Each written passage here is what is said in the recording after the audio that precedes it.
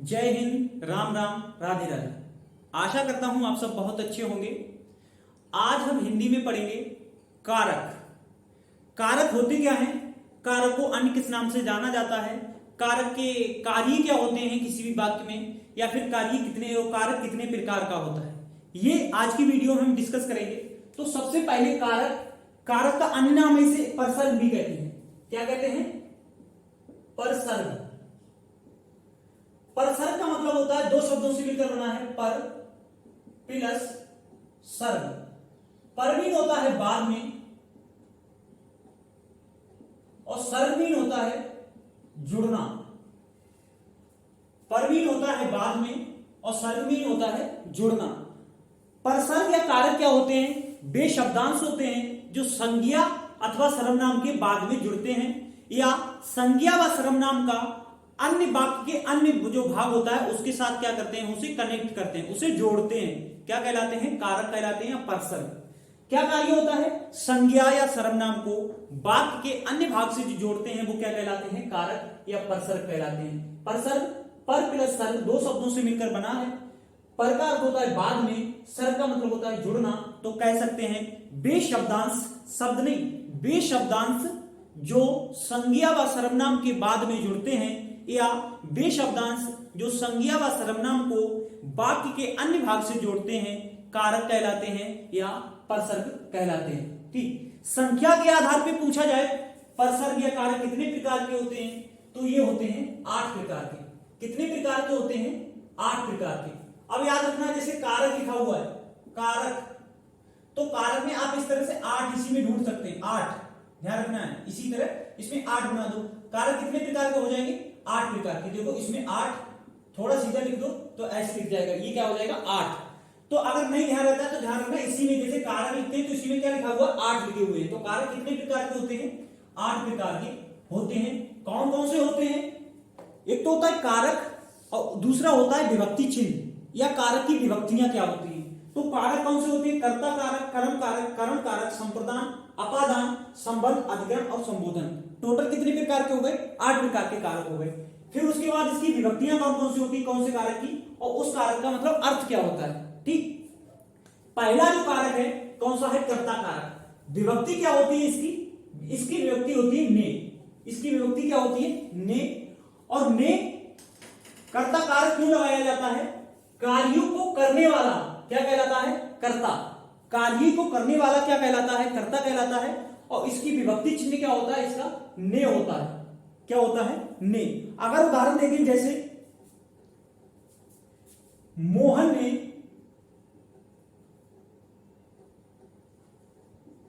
खाना खाया, मोहन ने खाना खाया, तो इसमें मोहन क्या हो गया? कर्ता। खाना क्या हो गया? कर्म। और खाया क्या हो गया? क्रिया। खाया क्या हो गया? इसमें क्रिया हो गया। तो मोहन ने का प्रभाव किस पे पड़ रहा है? मोहन पर। खाना किसने खाया? तो कर्ता कारक होता है कार्य को करने वाला। इसमें कर्ता कौन है? मोहन। कार्य किसने किया? खाना किसने खाया? मोहन ने। तो मोहन इसमें क्या हो गया? कर्ता हो गया। मोहन ने खाना खाया, तो जो ने हो गया इसका क्या होगा? कारक विभक्ति। और कारक विभक्ति कर्ता की क्या होती है? ने कारक विभक्ति होती है। मोहन ने खाना खाया, तो किसके बाद लगी? कर्ता के बाद। मोहन ने खाना खाया, तो हमेशा कर्ता कारक में जो ने कारक विभक्ति होती है किसके बाद लगेगी? कर्ता के बाद लगेगी। ठीक, जैसे खाना, तो खाना इसमें क्या है? कर्म, और क्रिया क्या है? खाया। तो कर्ता कारक का कार्य क्या होता है? जो कार्य को करने वाला होता है वो क्या कहलाता है? कर्ता कारक कहलाता है। और इसका उद्देश्य क्या होता है? वो इसकी विभक्ति क्या होती है? ने होती है। इसकी विभक्ति ने होती है। दूसरा कारक कौन सा है? कर्म कारक। कर्म कारक, इसकी विभक्ति होती है को, जिस पर कार्य का प्रभाव पड़े। जिस पर कार्य का प्रभाव पड़े। जैसे मोहन ने खाना खाया। अब दूसरा, अगर हम इसे दूसरी तरह से लिखें तो इस तरह लिख सकते हैं,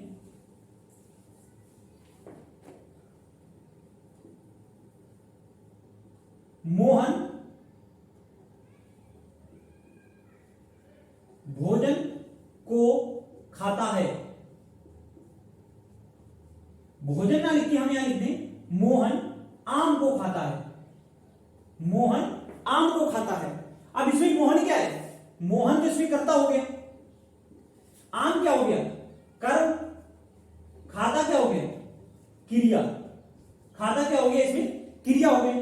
अब मोहन के बाद नहीं आया कुछ भी, मोहन ने आम को खाता है तो गलत हो जाएगा। मोहन के बाद कुछ भी नहीं आया, मोहन करता है, आम क्या है, कर्म। तो को विभक्ति किसकी है, कर्म कारक की, हमेशा किसके बाद आएगी, कर्म के बाद आएगी। आम क्या है इसमें, कर्म, आम क्या है इसमें, कर्म है। मोहन आम को खाता है, किसको खाता है, आम को खाता है। तो किसको जब भी लगाएंगे इसमें, आप जब भी अगर देखना है जैसे मोहन आम को खाता है, इसमें पूछिएगा कौन सा कारक होता है, तो इसमें आपको किसको लगा के देख लेना है, किसको, किसको निकल के जो आएगा, आम को। मोहन आम को खाता है, मोहन किसको खाता है, आम को खाता है। तो किसको लगाएं तो क्या निकल के आएगा, आम। आम क्या होगा इसमें, कर्म हो जाएगा, आम क्या होगा इसमें, कर्म हो जाएगा। तो मोहन आम को खाता है, को क्या होगी, इसकी कार्य विभक्ति, किसकी, कर्म की। इस कार्य विभक्ति का प्रभाव किस पे पड़ रहा है, कर्म का। या ये कह सकते हैं जो कर्म को क्रिया के साथ जोड़ता है वो क्या कहलाता है, कर्म कारक कहलाता है। इसी तरह कर्ता को कर्म के साथ जोड़ेगा तो कौन सा हो जाएगा, कर्ता कारक। कर्म को क्रिया के साथ जोड़ेगा तो कौन सा हो जाएगा, कर्म कारक हो जाएगा। ठीक, दूसरा कारक, और इसका उद्देश्य क्या होता है, जिस पर कार्य करने का प्रभाव पड़े। जैसे इसमें कर्म है, आम, खाने का प्रभाव किस पे पड़ रहा है, आम पर। तो आम क्या हो गया इसमें, कर्म हो गया, आम क्या हो गया, कर्म। और मोहन क्या है इसमें, कर्ता। कर्ता क्या होता है, कार्य को करने वाला। आम को कौन खा रहा है, मोहन, तो मोहन इसमें क्या हो गया, कर्ता हो गया। ठीक, तीसरा कौन सा है, करण कारक। करण का मतलब होता है कार्य को करने का साधन। कार्य को करने का जो साधन होता है वो क्या कहलाता है, करण कारक कहलाता है। जैसे इसकी कार्य विभक्ति होती है से, काम, के द्वारा, और कार्य को करने का जो साधन होता है वही क्या कहलाता है, करण कारक। जैसे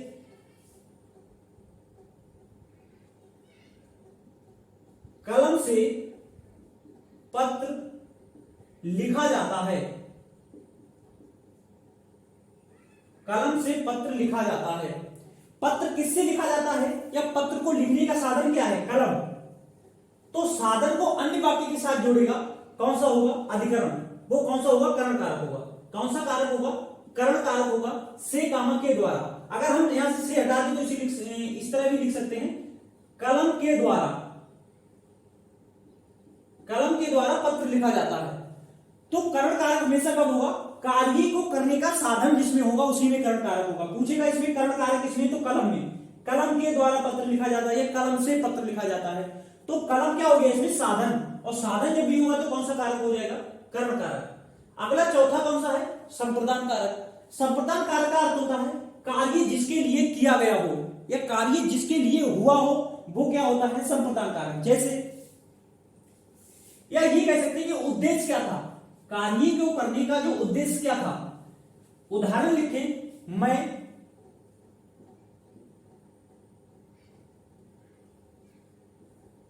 सब्जी लेने के लिए बाजार गया। मैं सब्जी लेने के लिए बाजार गया। तो के लिए इसमें क्या आ गया, के लिए। और के लिए आ जाए या को आ जाए तो कौन सा हो जाएगा, संप्रदान कारक हो जाएगा। यहां अगर के लिए हटा दो तो इसकी जगह को लिख सकते हो, मैं सब्जी लेने को बाजार गया। ठीक, तो कार्य करने का उद्देश्य क्या है। अगर कार्य करने का उद्देश्य जिसमें दिया होगा तो कौन सा होगा, संप्रदान कारक। मैं सब्जी लेने को या सब्जी लेने के लिए बाजार गया, तो इसमें कौन सा हो जाएगा आपका, संप्रदान कारक हो जाएगा। किसके लिए, सब्जी लेने के लिए। तो कार्य के होने का जो उद्देश्य होता है, या कार्य जिसके लिए किया जाता है, उसमें कौन सा हो जाएगा आपका, संप्रदान कारक हो जाएगा। अगला कौन सा है, पांचवा आपका है अपादान कारक। और अपादान की विभक्ति भी क्या होती है, से, और कर्ण की विभक्ति भी क्या होती है, से। लेकिन दोनों में अंतर है। अपादान जब भी आएगा तो जब भी एक पद दूसरे पद से अलग होगा वहां कौन सा होगा, अपादान। ध्यान रखना है, जहां अलगाव का भाग होगा वहां क्या होगा, अपादान होगा। जैसे बंदर छत से कूदता है, तो बंदर छत से कूदता है मतलब बंदर छत से क्या होता है, अलग होता है। बंदर छत से अलग होता है। ठीक इसी तरह पेड़ से पत्ता गिरता है, तो पेड़ से पत्ता गिरता है या फल गिरता है तो फल क्या हो रहा है, पेड़ से अलग हो रहा है। तो जब भी अलगाव का भाग होगा तो कौन सा हो जाएगा, अपादान। और कार्य करने का साधन होगा तो कौन सा हो जाएगा, करण कारक। दोनों में से आएगा, ध्यान रखना है। लेकिन कार्य को करने का जब साधन होगा, मैं मार्कर से लिखता हूं, साधन। मैं मार्कर फेंकता हूं या मार्कर हाथ से गिर गई, तो मार्कर हाथ से गिर गई, हाथ से क्या हो गई, अलग हो गई। तो मार्कर हाथ से गिरी तो कौन से हो गए, अपादान कारक, और मैं मार्कर से लिखता हूं तो कौन सा हो जाएगा, कर्म कारक, क्योंकि ये कार्य करने का क्या है, साधन है। इसी तरह अगला कौन सा है, पांचवा आपका संबंध। संबंध क्या होता है, दो पदों के मध्य क्या बताता है, संबंध बताता है। दो पदों के मध्य संबंध बताएगा तो कौन सा हो जाएगा, संबंध कारक। कारक विभक्ति क्या होगी, का, की, के, ना, नी, ने और रा, री, रे, ये इसकी क्या हो जाएगी, कारक विभक्तियां हो जाएगी। इसका उदाहरण देखें तो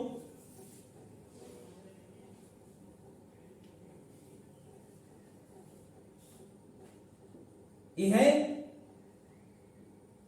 हिंदी की